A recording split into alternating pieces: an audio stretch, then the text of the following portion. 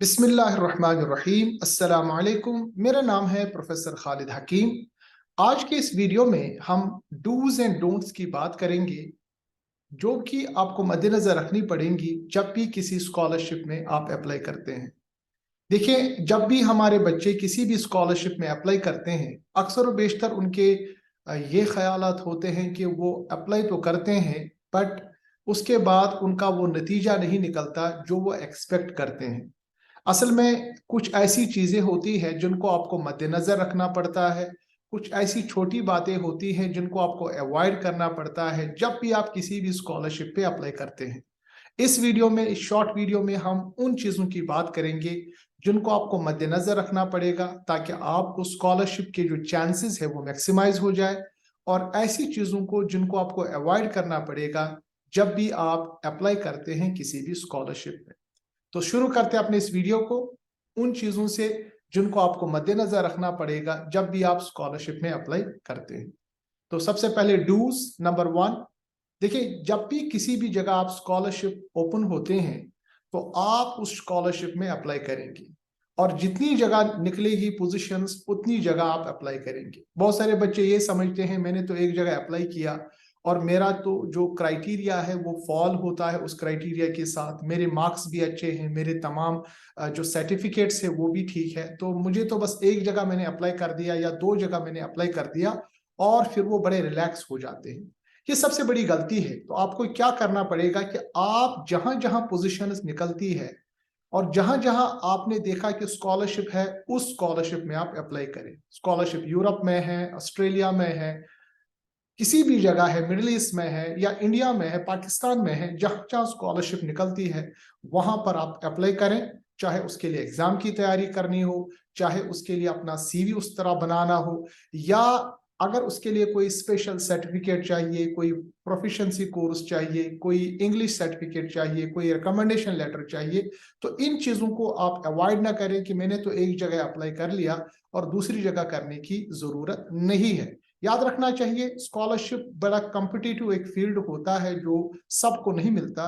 तो अगर आप एक जगह रिजेक्ट भी हो जाते हैं तब भी आपके बहुत सारे चांसेस बाकी रहते हैं। तो पहली चीज जो आपको मद्देनजर रखना है कि you should apply as many as positions you can, यानी जहां जहां स्कॉलरशिप ओपन होती है उसमें आप अप्लाई करेंगे।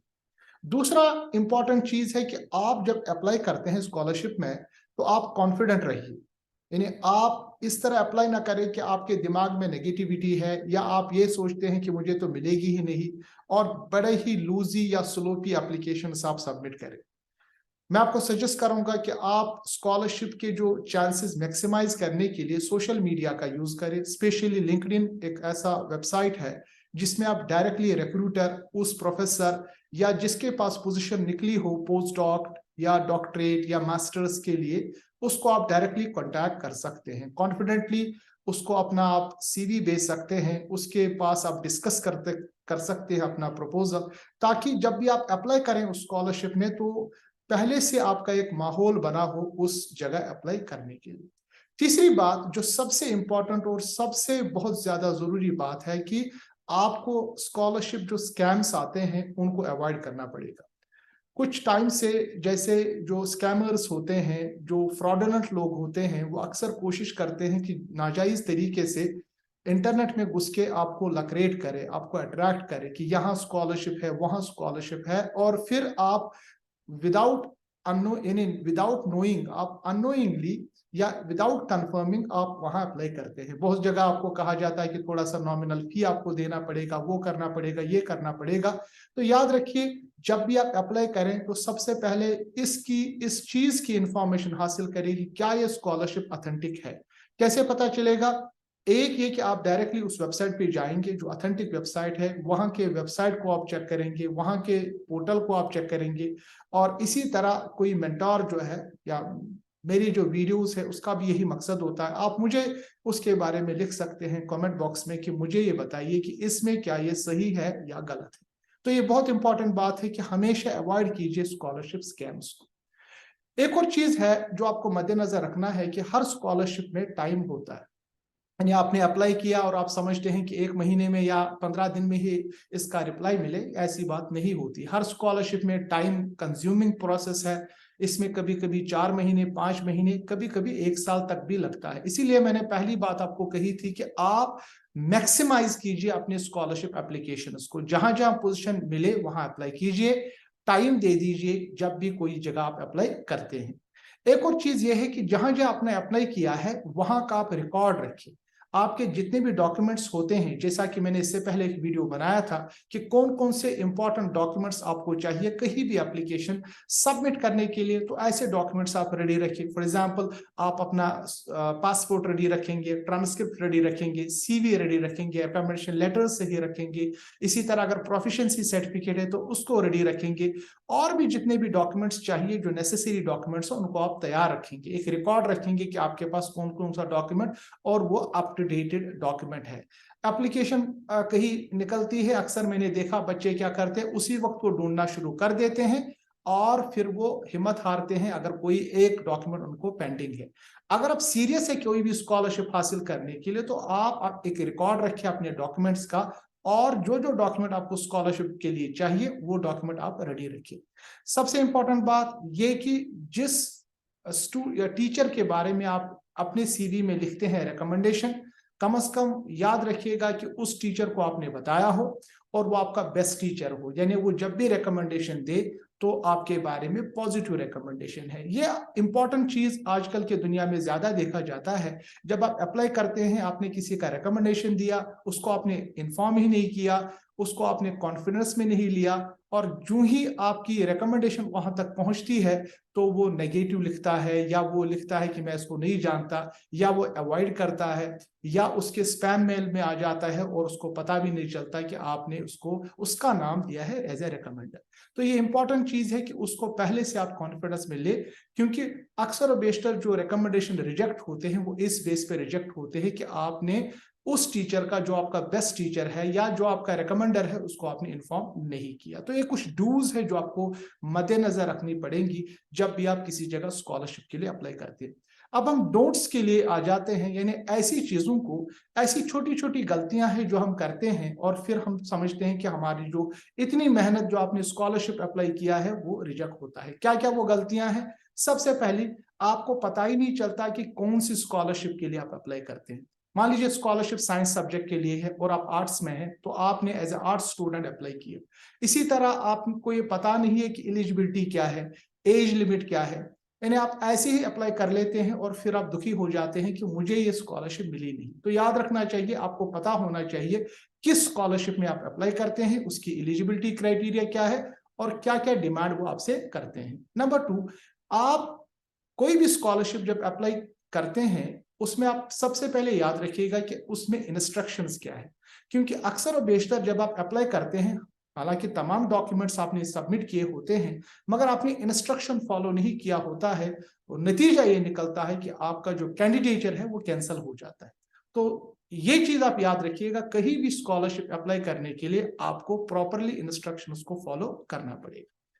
तीसरी इंपॉर्टेंट बात है कि बहुत सारे स्कॉलरशिप में क्वेश्चंस पूछे जाते हैं, या आपसे एसओपी मांगा जाता है, आपसे रिकमेंडेशन लेटर मांगी जाती है। याद रखना चाहिए, तमाम चीजों को आप तैयार रखिए।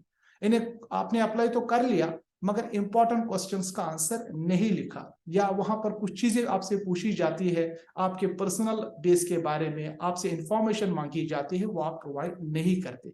तो अवॉइड करना चाहिए अगर आपने कोई क्वेश्चन जिसका आंसर वो आपसे चाहते हैं आपने नहीं दिया। एक और चीज ये है कि आपने जब अप्लाई किया, बहुत सारी जगहों पे आपसे कहा जाता है कि आप ईमेल लिखिए, आप एक जिसको हम कहते हैं लेटर लिखिए, या आप एक रिकमेंडेशन लिखवाइए, या और भी चीजें आपसे कही जाती है लिखने की।